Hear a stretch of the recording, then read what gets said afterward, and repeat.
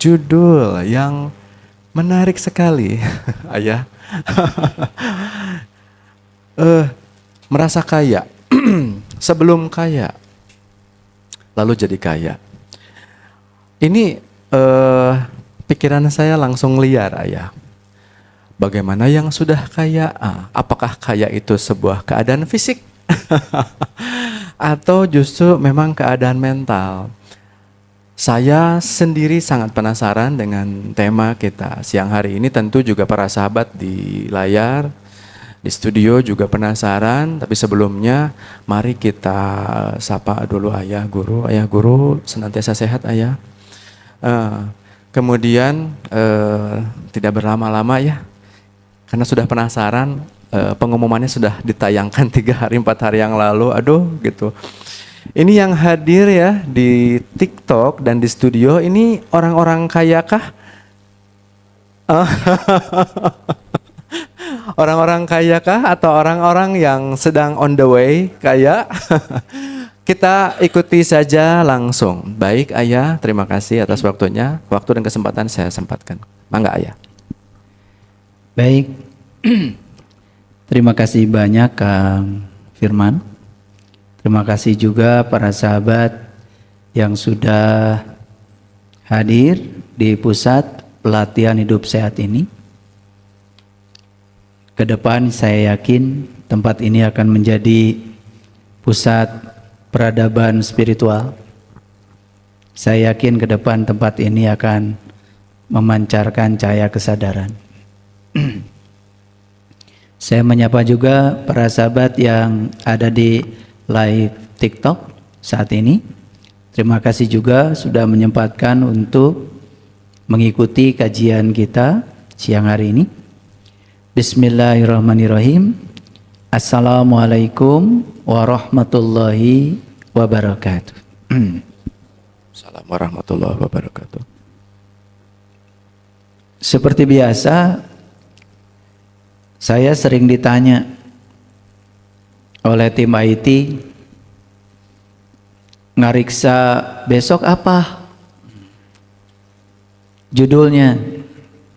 Dan seperti biasa pula, saya tidak pernah berpikir, tidak pernah berpikir keras untuk membuat judul. Dan judul itu ya nyelonong aja. Judulnya seperti itu.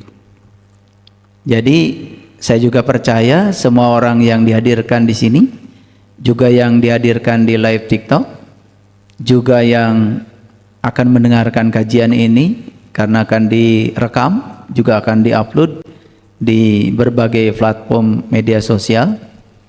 Bukan suatu kebetulan kalau para sahabat bisa mendengarkan kajian ini. Ini adalah the law of correspondence. Ini adalah hukum kesesuaian.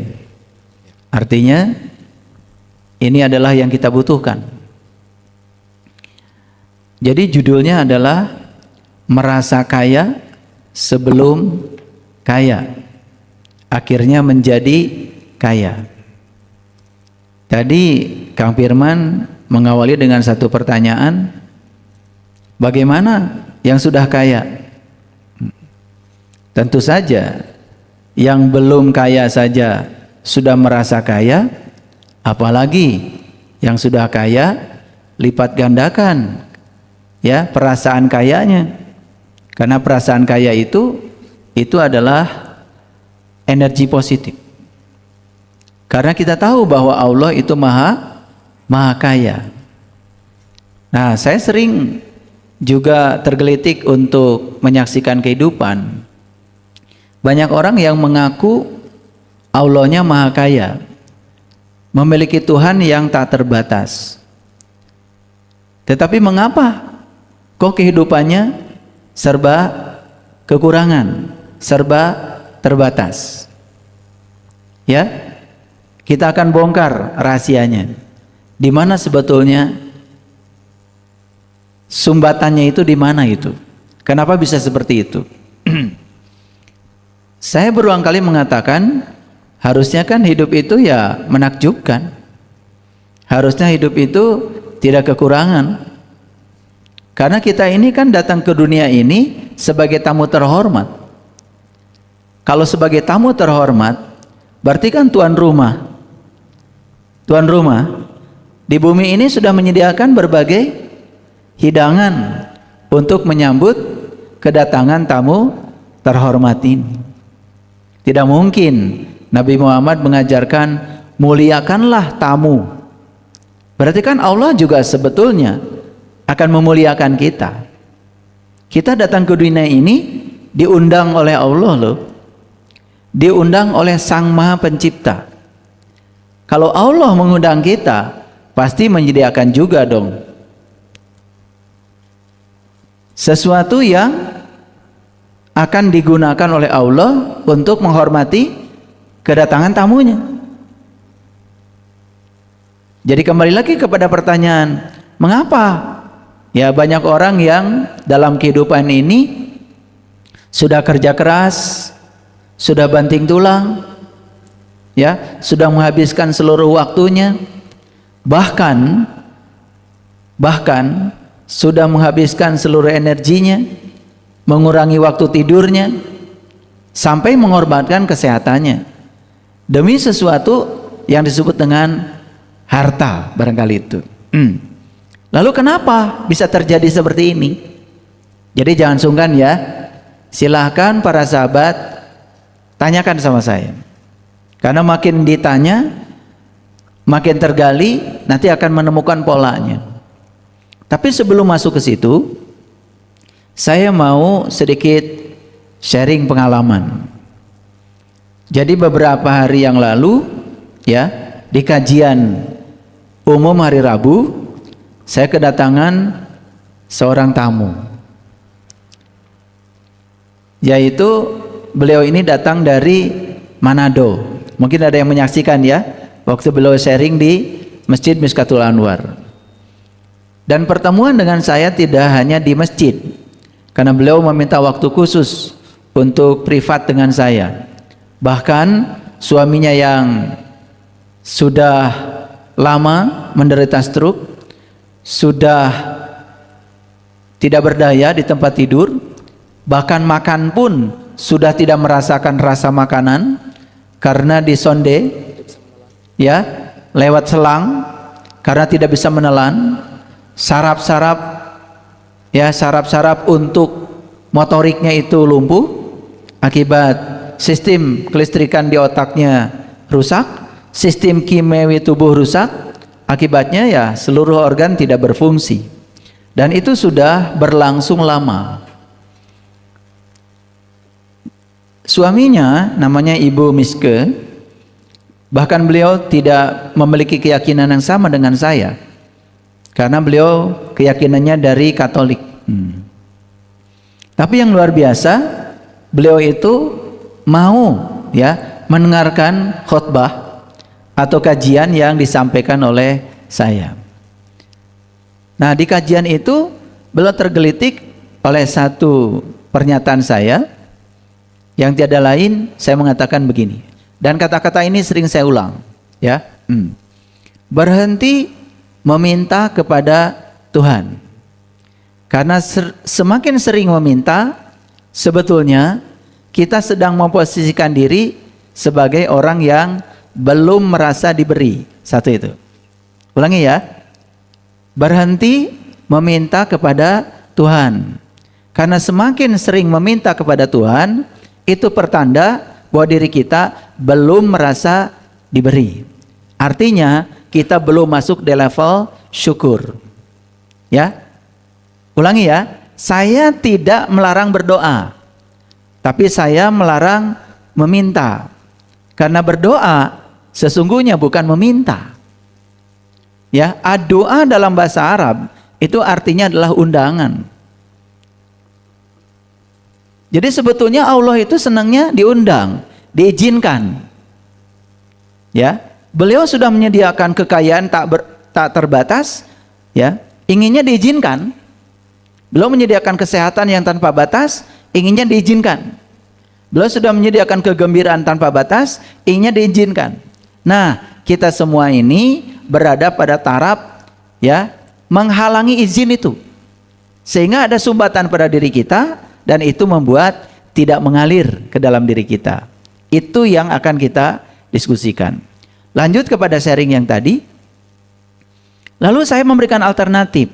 Bagaimana caranya ya supaya kita bisa selaras ya dengan sang pemilik semesta ini. Nah, sebetulnya kan bagi yang beragama Islam tidak aneh lagi. Ada ayat di Quran surat Ibrahim ya, ayat yang ke-7 surat ke-14 yang berbunyi seperti ini. Wa id ta'adzana rabbukum la in syakartum la azidannakum wa la in kafartum inna adzabi lasyadid. Ini sudah akrab ya. Saking akrabnya kadang-kadang kita tidak tahu esensinya apa gitu. Di sini ada dua kata yang penting. Satu, syukur. Dua, kufur. Ulangi ya. Satu, syukur. Yang kedua, kufur. Terus syukur itu apa sebetulnya? Terus bedanya apa dengan kufur? Syukur dengan kufur itu, ini dua kata yang oposit. Artinya berlawanan. Kalau kufur itu artinya tertutup, sedangkan syukur itu artinya terbuka. Sekali lagi ya. Jadi syukur itu sebenarnya adalah terbuka. Ya. Syukur itu artinya mengizinkan tadi. Ketika kita sudah mengundang Allah, harusnya kita mengizinkan Allah untuk bekerja lewat tangan-tangannya. Kadang-kadang kita sering lupa ya. Kita sudah berdoa kepada Allah, begitu selesai berdoa, ada orang yang ngajak bisnis sama kita. Langsung pikiran kita negatif. Ya, wah saya nggak mau, takut gagal. Padahal itu tangan Allah yang datang akibat dari doa kita. Tapi kita tidak percaya bahwa yang datang itu tangannya. Malah kita mengusirnya jauh-jauh. Mohon maaf ya, kalau bisnis seperti itu saya nggak mau. Saya pernah bisnis yang sama, saya pernah gagal tuh. Padahal itu tangannya. Nah itu ya. Mari kita periksa sekarang semuanya ya, secara general. Apa yang salah dalam kehidupan kita? Karena kalau itu ya, kalau itu semua dipahami, saya jamin ya, yang dikatakan Allah itu benar. Karena apa? Karena syukur itu melipat gandakan. Coba ayatnya kan ya, la in syakartum la azidannakum. Jika kamu bersyukur, pasti aku akan menambah. Jadi syukur itu menambah. Berarti syukur itu melipat gandakan. Sebaliknya ya, wala in kafartum inna adzabil lasyadid. Jika kamu kufur, berarti tertutup, maka pasti akan berkurang. Kan bertambah itu lawannya berkurang. Akibat berkurang, ya kita memandang kekurangan itu menjadi sesuatu yang memenderitakan kita. Maka disebut inna azabi lasyadid. Sebetulnya bukan Allah yang ngasih azab itu, bukan. Ketertutupan kita itulah yang telah menghentikan ya tambahan dari Allah, yang terjadi adalah pengurangan. Nah sekarang kenapa bisa menambah, kenapa bisa mengurang? Lalu siapa yang menambah dan mengurang? Nah kan selama ini kita menyangka seolah-olah ya yang memberikan alas rezeki itu, kan kita punya keyakinan Allah. Si A rezekinya 1 M, si B rezekinya 1 triliun, si C rezekinya 100 juta. Kan selama ini kita percaya kalau yang ngasih alas itu kan Allah. Percaya itu? Percaya apa tidak? Nah kalau masih percaya itu, ya sudah, tidak akan ada yang berubah. Sama seperti begini, Bapak Ibu. Pernah dengar nggak kajian-kajian agama yang mengatakan bahwa ya dunia ini adalah penghalang seseorang untuk masuk surga? Pernah nggak? Pernah dengar gitu? Pernah dengar ya? Berarti sudut pandang kita terhadap dunia negatif apa positif? Ya selamanya kita tidak akan didatangi dunia. Karena kita punya pandangan dunia adalah penghalang masuk surga. Sudut pandang kita terhadap dunia ya sudah negatif. Terhadap harta, terhadap uang negatif. Nah, bagaimana uang bisa bersahabat dengan kita? Sudut pandangnya aja sudah negatif. Yuk kita bongkar satu-satu ya. Kenapa saya ingin membagikan ini? Karena saya tidak mau lagi melihat ada banyak orang yang menderita karena kekurangan. Mau makan aja sulit, ya toh? Mau beli kangkung aja gak ada uang. Kangkung aja tidak rindu sama kita, ya. Genyer aja nggak rindu sama kita, oncom aja nggak rindu sama kita. Padahal semuanya kan energi. Kita energi. Nah, kenapa energi kok nggak rindu energi? Karena energinya tidak selaras.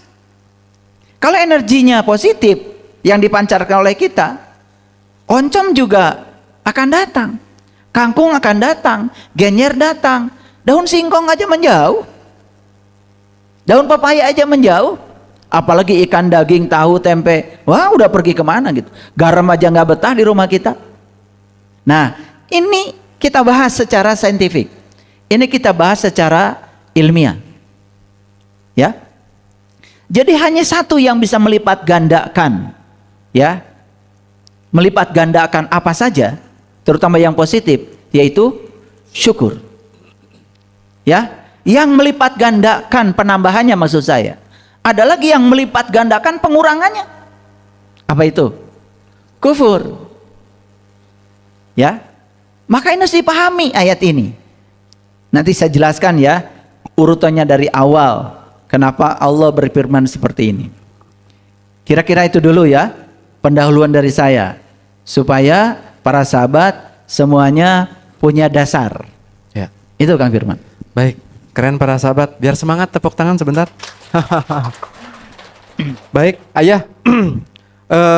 Terkait ayat yang tadi surat Ibrahim ya ayat 7, bahwa ada dua kata di sana yang digarisbawahi, yaitu syukur dan kufur ya.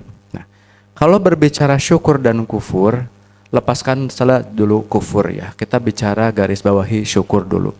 Pertanyaannya begini Ayah, kalau syukur itu hanya sekedar ungkapan kata-kata, saya bisa bicara Ayah ke orang-orang, oh saya sudah bersyukur, alhamdulillah saya syukuran. Artinya kebanyakan orang itu syukur itu setelah mendapatkan kesenangan, setelah mendapatkan rezeki, baru dia mengungkapkan rasa syukur dengan kata-kata alhamdulillah ya. Nah, kaitannya dengan judul yang ini Ayah, sebetulnya apa yang dimaksud oleh Allah dalam ayat ini tentang syukur dan kebanyakan yang dipahami oleh masyarakat sama tidak sebetulnya Ayah? Ini syukurnya saja dulu Ayah.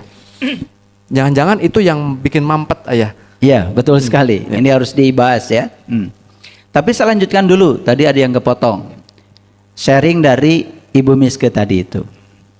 Jadi beliau itu mengubah cara mengungkapkan kata-kata kepada Tuhannya. Yang asalnya meminta, asalnya menjas Tuhan, apalagi mengatakan bahwa Tuhan kenapa suami saya dikasih stroke? Itu kan menuduh Tuhan. Berarti beliau itu saat itu menyangka bahwa stroke itu dari Tuhan. Nah, ketika penyakit itu dialamatkan ke Tuhan, berarti Tuhan sumber apa? Sumber penyakit. Bagaimana kita bisa disembuhkan? Karena Tuhan kan bilang, aku bergantung sangkaan kamu. Kita menyangka Tuhan sebagai sumber penyakit, ya tidak akan sehat. Kayak gini deh, Kang Firman itu dituduh orang miskin. Tetapi setiap saya butuh Kang Firman, saya butuh sesuatu, minta ke Kang Firman. Kan berarti saya kan sudah melakukan tindakan yang berlawanan. Betul nggak? Berlawanan Ayah. Kata Kang Firman paling juga, kan saya orang miskin. Kenapa kamu minta pada saya? Minta saja pada orang yang kamu anggap kaya, kan gitu. Kira-kira kalau Allah itu bisa berkata, Allah juga berkata yang sama. Kan aku disangka oleh kamu sumber penyakit. Terus bagaimana aku bisa menyembuhkan Oke. suamimu, kan begitu. Padahal di Quran jelas dikatakan faiza maridtu fahuwa yasfin. Apabila aku sakit, dia yang menyembuhkan. Jadi sakit itu buatan aku, tapi sembuh itu buatan dia gitu loh. Maka Allah sering disebut sebagai kekuatan positif. Nah, kemudian setelah mendengarkan kajian saya yang seperti saya jelaskan tadi, Bunda Miske ini mengubah cara berkomunikasi dengan Tuhannya dengan mengatakan, mohon maaf, aku menyangka sakit ini darimu, padahal sakit ini akibat kesalahan kami sendiri. Ya, salah pola makan, salah pola hidup, salah pola pikir, salah pola pandang, kan itu yang menderitakan. Diakui dulu oleh dirinya. Setelah itu kemudian ya mengungkapkan rasa terima kasih. Kata-katanya, terima kasih Tuhan, suami saya sudah sembuh.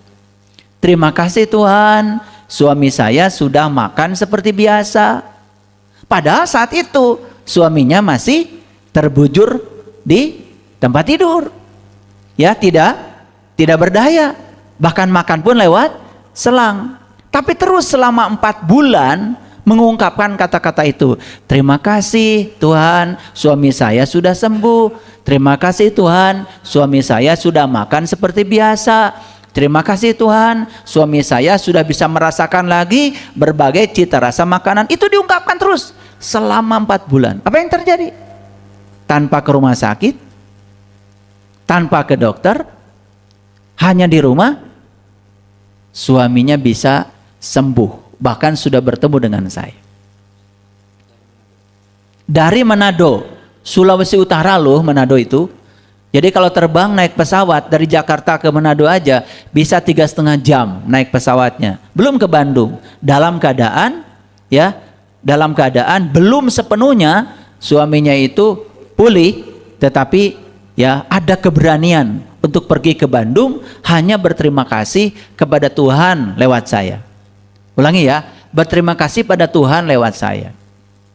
Nah, yang kedua ya, pada saat suaminya itu mengalami sakit, habislah seluruh waktu Ibu Miske ini untuk melayani suami yang sakit, sehingga semua bisnisnya terbengkalai dan mengalami kebangkrutan.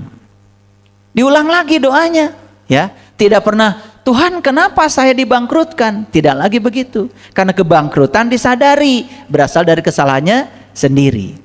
Tuhan kenapa saya kekurangan? Tidak begitu lagi. Apalagi mengeluh. Tidak ada lagi. Belum belajar banyak dengan saya. Hanya mempraktekkan doa yang sederhana. Diulang lagi. Tuhan terima kasih. Omsetku sekarang 1 hari sudah 1 miliar.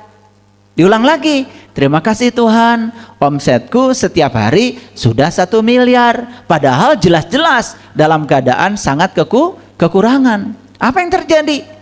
Ya, omsetnya hari ini 200 juta. Ya, Lagi sampai 800 sekarang. berikutnya naik 400 juta.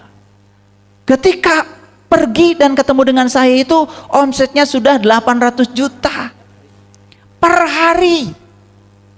Nah, dari situlah kemudian saya ditanya oleh tim IT, ngariksa besok judulnya apa? Kayaknya bagus kalau judulnya adalah merasa kaya sebelum kaya, menjadi kaya. Nah, kok bisa ya? Gimana bisa begini? Bagaimana penjelasan sainsnya? Bagaimana penjelasan Al-Qur'annya? Nah, penjelasan Al-Qur'annya sudah jelas, ya. Mohon maaf, kan Ibu Miske yang saya ceritakan itu keyakinannya juga Nasrani. Kitab sucinya bukan Al-Qur'an, ya. Nah, kalau kebenaran itu universal, artinya dari kitab suci apapun pasti sama. Walaupun menggunakan bahasa yang berbeda. Beliau mengambil esensinya. Tidak benci pada Al-Qur'an, walaupun beliau keyakinannya berbeda. Ternyata karena universal kan bisa menolong juga. Nah, sekarang kalau yang tidak berpedoman Quran saja tertolong, masa kita yang mengaku pedoman hidupnya Al-Quran gitu-gitu aja? Masa omsetnya 10.000 Dan berkurang. dan berkurang terus. Ini pengalinya malah pengurangan, bukan penambahan. Nah, ini yang mau saya sampaikan. Ini kan pengalaman nyata. Nah, pengalaman nyata ini, Bapak Ibu, terjadi pada banyak orang. Setiap hari saya mendapatkan tamu-tamu yang konsultasi privat dengan saya. Dan mereka itu banyak sekali bicara secara khusus, mendapatkan mutiara-mutiara kehidupan dari saya dan dipraktekkan ternyata luar biasa. Tentu saja saya sendiri sudah mempraktekannya. Karena saya bukan mau dikenal, bukan mau populer. Saya bicara di sini, saya ingin membagikan pengalaman saya. Barangkali pengalaman ini bermanfaat buat Bapak Ibu semuanya, buat saudara-saudara yang sedang menonton di live TikTok. Coba praktekkan ini, luar biasa. Walaupun ininya itu belum saya jelaskan semuanya. Jadi ya, merasa kaya sebelum kaya artinya apa? Bukan jadi orang sombong, sok kaya, bukan. Merasa itu adanya di dalam. Ya, itu sebabnya saya kasih tahu. Manusia itu punya 5 tubuh sebetulnya. Tubuh yang paling atas namanya tubuh spiritual. Yang kedua dari atas namanya tubuh intuisi. Yang ketiga namanya tubuh mental. Yang keempat namanya tubuh energi. Yang terakhir tubuh fisik. Jadi sebetulnya yang fisik ini kualitasnya sangat ditentukan oleh 4 tubuh yang di atasnya. Jadi kalau saya ditanya oleh Kang Firman tadi, ya, apakah kemiskinan, ya, keberlimpahan, atau sebut aja realitas, itu fenomena fisik? Bukan. Itu fenomena spiritual, fenomena intuisi, fenomena mental, fenomena energi. Ada yang tersumbat di atasnya, sehingga yang ketampuhan buntut maungnya itu adalah fisiknya. Makanya banyak orang yang sakit, mohon maaf, makan obat penghilang rasa sakit. Apa yang terjadi? Sesaat sakitnya hilang, besok datang lagi. Sesaat sakitnya hilang, besok. Kenapa? Karena dikira sakit fisik itu adalah fenomena fisik. Padahal akarnya itu adalah fenomena spiritual, fenomena intuisi, fenomena mental, dan fenomena energi. Nah, yang atasnya tidak diutak-utik. Apa yang terjadi? Akan terjadi hal yang terus-menerus secara berulang. Nah gitu. Kalau begitu, judul ini bisa nggak diekstrapolasi? Apakah kita boleh merasa sehat sebelum sehat? Boleh.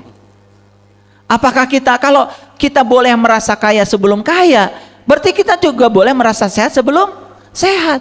Dan saya saksikan ya, saya juga pernah, namanya manusia biasa ya, mengalami situasi di mana tubuh saya sakit. Dan saya praktekkan itu. Saya kalau sakit gak pernah memberitakan ke tetangga saya sakit. Saya juga kalau sakit tidak pernah memberitakan di grup. Ya, saya sedang di rumah sakit, saya sakit. Bayangkan grup saya itu puluhan ribu.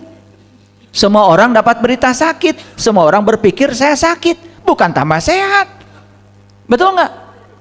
Karena semua orang berpikir saya sakit, malah saya sedang mengundang penyakit baru. Menarik ya. Betul nggak? Ini hukum tarik menarik. Ini energi.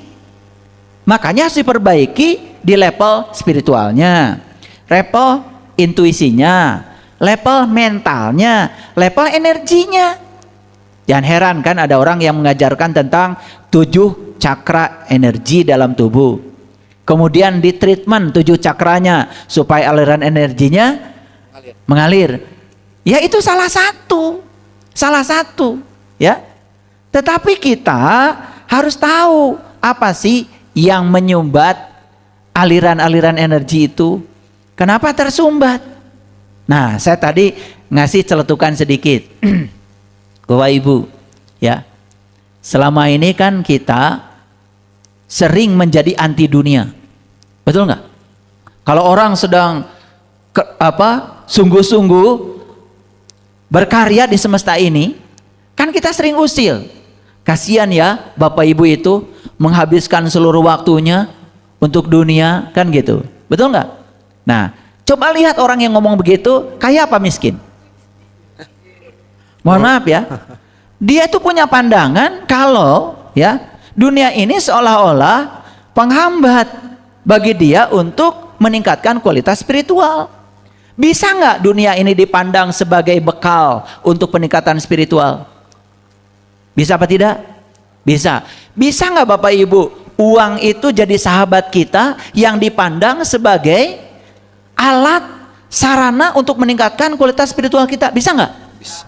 Yuk sekarang hapus pandangan kalau uang itu seolah-olah penghambat spiritual. Padahal kita mau belajar spiritual perlu uang. Coba Bapak Ibu mau datang ke Jelekong pakai bensin? Kan nggak mungkin ngerampok kan? Pasti kan beli bensin dulu. Coba kalau nggak ada uang buat beli bensin, nggak ada di sini. Apalagi kita mau belajar pelatihan tingkat dunia, ingin bertemu dengan orang-orang yang hebat tingkat dunia. Saya dulu Bapak Ibu, kalau punya uang, saya tabung, ingin bertemu si A, si B, si C, katanya di negeri ini ada guru spiritual yang hebat. Saya datang. Saya menghabiskan uang miliaran untuk itu. Dan saya tidak mungkin menjadi saya hari ini kalau saya tidak punya waragatnya. Karena sudut pandang saya terhadap uang positif, maka uang jadi sahabat saya. Setiap saya mau pergi kemana, ada aja uangnya. Tapi mereka yang iri pada orang kaya, ya, usil pada orang yang berada, tidak bahagia lihat orang lain hartanya berlimpah, bahkan di sini benci, apalagi ingin menjatuhkannya. Saksikan orang seperti itu tidak akan pernah dirindukan oleh materi. Jadi dunia ini ya, materi ini ya, mau jadi positif, mau jadi negatif, itu terserah kita. Betul nggak? Yuk sekarang dengarkan kata-kata saya. Segalanya perlu uang. Betul nggak? Uang bukan segalanya, tapi kan segalanya perlu uang. Betul nggak? Betul, uang bukan segalanya, tapi kan segalanya perlu uang. Tapi ingat, uang itu hanya sebagai alat tukar. Dia hanya sebagai alat. Dan uang itu tidak pernah hilang. Coba Bapak Ibu punya uang 100 juta, ya toh? Kemudian beli tanah, hilang nggak uangnya? Enggak, cuma pindah tangan ke tangan orang lain. Pindah dompet aja. Nah nanti dari dompet itu pindah lagi nggak? Pindah lagi, hilang nggak uangnya? Enggak, pindah lagi ke dompet yang lain lagi. Kalau uang itu bisa pindah-pindah dompet, kenapa kita tidak imajinasikan aja? Nanti suatu saat balik lagi ke dompet kita. Makanya saya kalau uang menurut saya suruh pergi untuk berbakti, ya. Mohon maaf ya, setiap pagi saya suka keliling di sana, keliling kampung, bawa uang.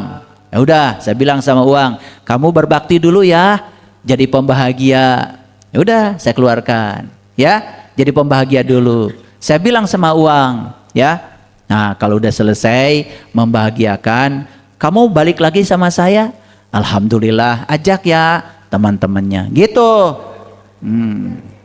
Nah, karena uang itu energi. Kalau dia energi, kita energi. Maka energi itu hanya akan selaras kalau sama frekuensinya. Ya, karena dia energi, kita energi. Maka harus resonansi. Paham sampai sini?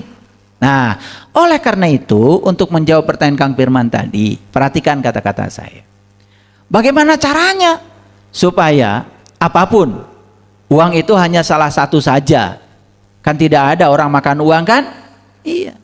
Saya tadi makan siang, makannya ikan, daun singkong, sambal, tempe, tahu. Ya. Kan nggak makan uang. Betul nggak? Makanya uang itu tidak pernah hilang. Uang tuh ada, cuman sedang jalan-jalan.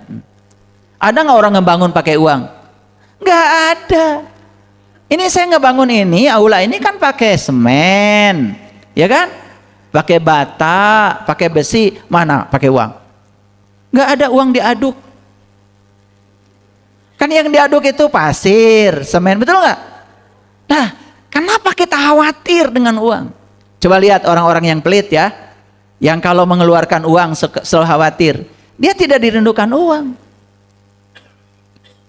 Saya ingin pesan juga, karena banyak orang yang mengajarkan, kalau kamu berbagi, ya, kamu nanti akan banyak uang. Hati-hati.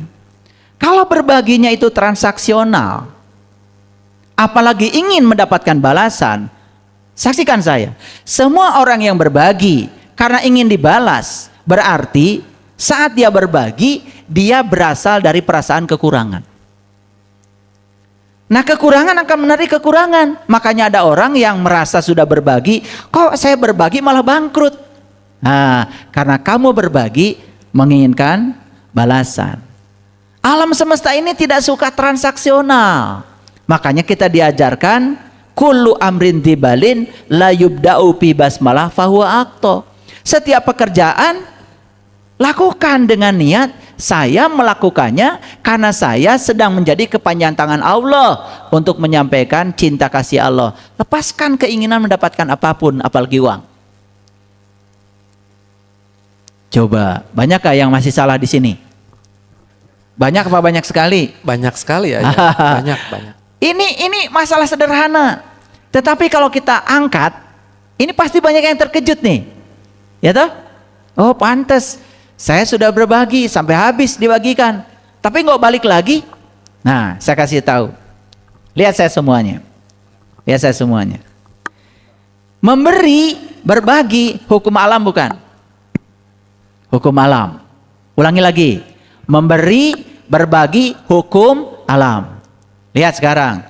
Matahari memberi apa menerima? Memberi. Pisang memberi apa menerima? Memberi. Kangkung dari kecil sampai besar. Setelah besar dia sumbangkan dirinya. Memberi apa menerima? Memberi. Ayam memberi. Pepaya memberi. Jeruk memberi. Alam semesta ini hukumnya cuma satu, memberi. Lah kenapa kita mikirkan menerima?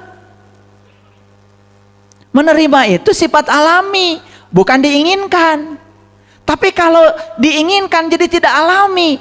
Makanya banyak yang memberi kemudian berharap bangkrut. Nih kan ada tuh yang ngajarin, ada bukunya, ya keajaiban sedekah, bangkrut. Karena diajarkan transaksional. Ya, itu salah memahami ayat yang mengatakan kalau kamu mengeluarkan sesuatu di jalan Allah, maka Allah akan lipat gandakan 700 kali.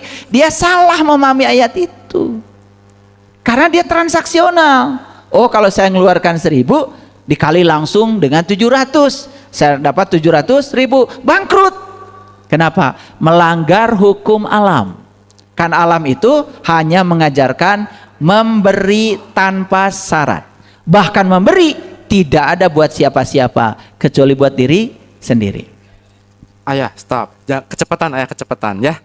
Jadi gini ayah, ada yang tabrakan tadi dengan program-program di masyarakat secara luas. Begini loh. Hampir semua orang juga tahu, entah sadar ataupun tidak, bahwa dunia itu menghambat untuk menuju kampung akhirat ayah. Ya.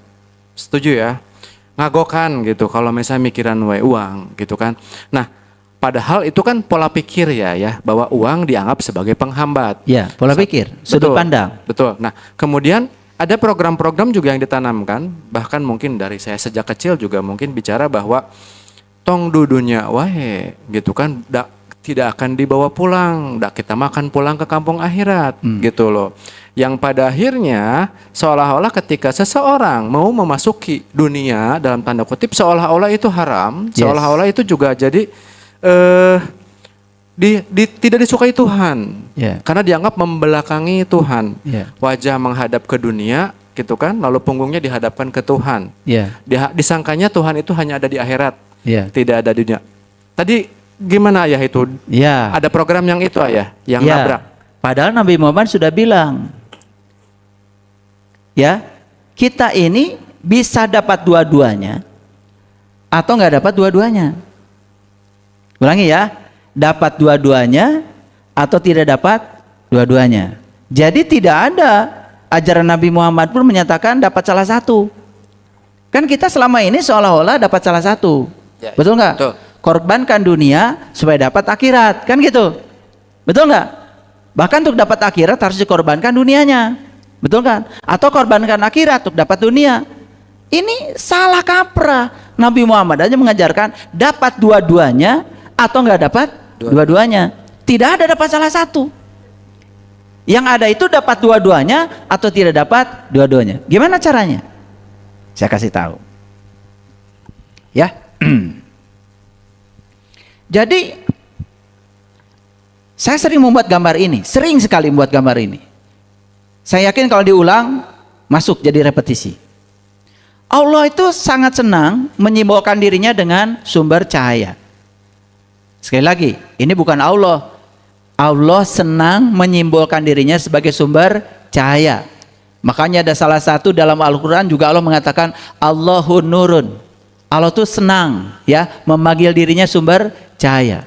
Sebut saja ini matahari sebagai sumber cahaya, simbol dari Allah. Ulangi ya, simbol dari Allah. Oke? Di mana kita? Di sini. Situ. Kalau kita di situ, di mana bayangan? Di sini atau di sini? Nah, yang menjawab bayangan di sini berarti harus belajar lagi IPA. Berarti IPA SD-nya itu nggak lulus. Kan bayangan itu sebetulnya sinar yang terhalang oleh benda. Pasti di sini kan? Oke, situ bayangan. Nah, ini Allah, inilah kita.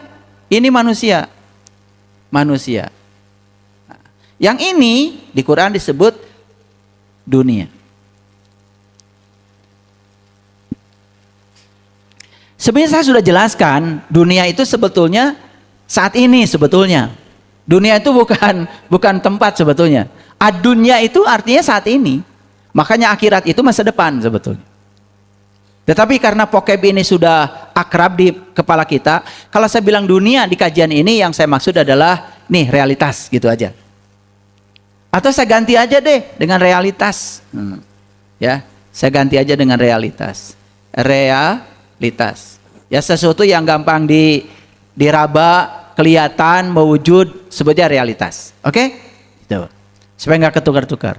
Nah sekarang lihat saya semuanya Bapak Ibu. Ini apa tadi?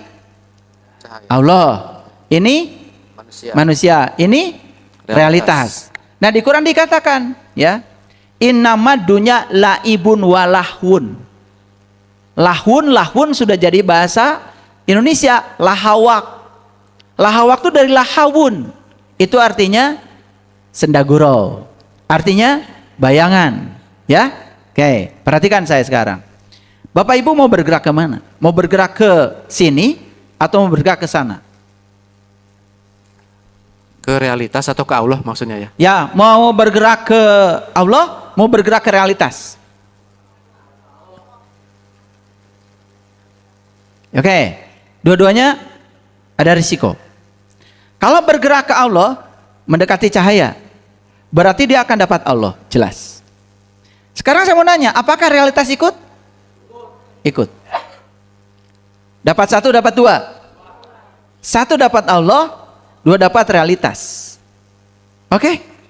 Nah, sekarang kalau bergerak ke kanan, dapat apa?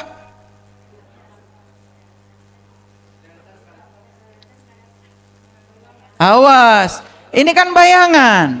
Memang kalian pernah bisa nangkap bayangan? Nggak bisa.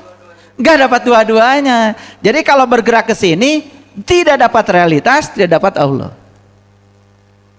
Jadi di dunia ini Bapak Ibu, manusia itu cuma dua. Ada yang dapat dua-duanya, ada yang tidak dapat dua-duanya. Tidak ada yang dapat salah satu. Kita tertipu aja, seolah-olah ada orang kaya gitu ya. Ya. Ada orang kaya, ya, dia dapat dunia gitu. Betul nggak? Ya. Padahal sebenarnya di sini mengalami kehampaan, ketidakbermaknaan. Bahkan yang disebut dengan kekayaan pada suatu saat pun bahkan tidak bisa dinikmati lagi. Bahkan dia habis waktunya untuk mengurusi kekayaan. Bahkan untuk tidur aja nggak punya waktu. Jadi bukan kaya yang dimaksud bukan seperti itu, bukan ayah. Di Bukan judul itu, kita. bukan sekedar kekayaan secara materi. Oke. Kekayaan spiritual, kekayaan intuisi, kekayaan mental, kekayaan energi. Tetapi kalau yang 4 itu kaya, udah pasti fisiknya kaya. Nanti saya jelaskan ya bedanya orang yang kekurangan dengan orang yang berlimpahan. Jelas sekali sebetulnya, di dalamnya yang berbeda. Nih saya kasih tahu, kalau kerja keras itu berhubungan dengan kekayaan secara fisik, harusnya semua orang yang bekerja keras sekarang kaya. Kenyataan banyak yang kerja keras dari pagi sampai sore nggak kaya-kaya, betul nggak? Utangnya tambah banyak. Itu kan fenomenanya bukan fenomena fisik, fenomena spiritual, intuisi, mental dan energi. Ini yang tidak dipahami. Ulangi lagi, mau dapat dua-duanya, tidak dapat dua-duanya. Oke, gimana caranya supaya dapat dua-duanya? Lihat saya. 1, ya, kita harus punya kesadaran kaya. Apalagi itu ayah? Kesadaran kaya. Kesadaran kaya itu kan tadi, ya, belum ada hartanya, tetapi sudah merasa kaya.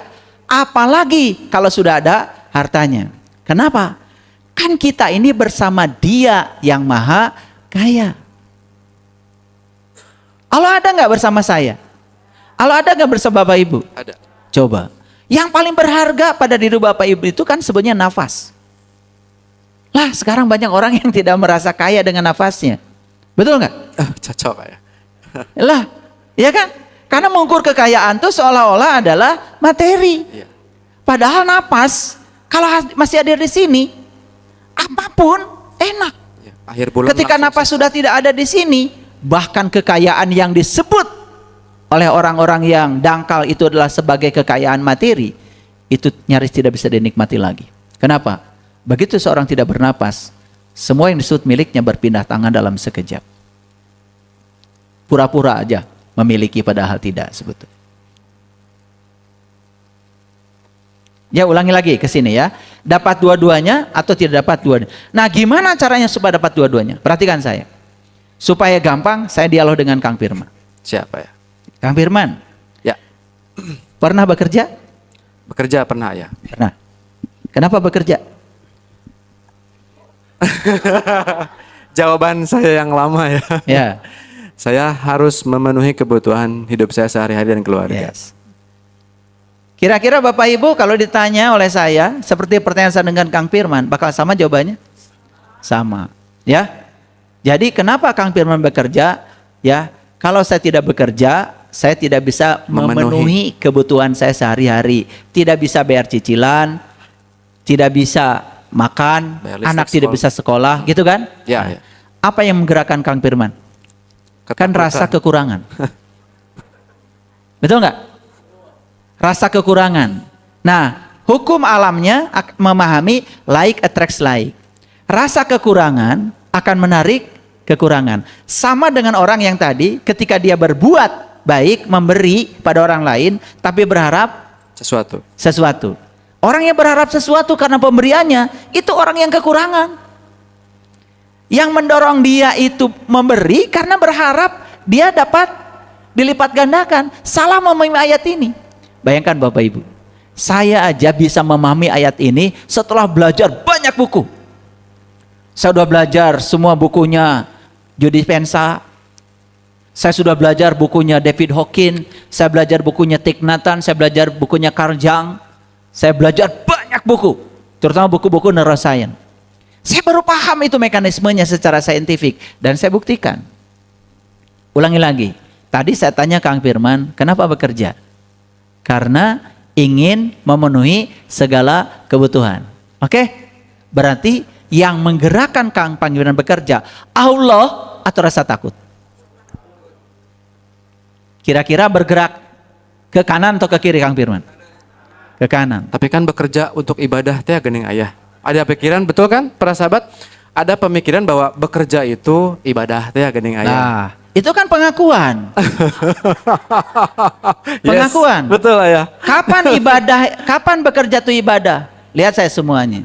Kalau bergerak ke kiri, Sekarang saya tanya sekali lagi, Kang Firman setelah berkesadaran, kenapa Kang Firman bekerja?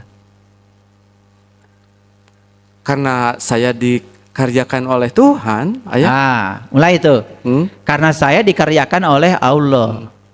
Saya datang ke dunia direncanakan oleh Allah untuk membawa misi Allah. Dan kita diutus ke dunia, hati-hati ya, untuk ngurusi dunia.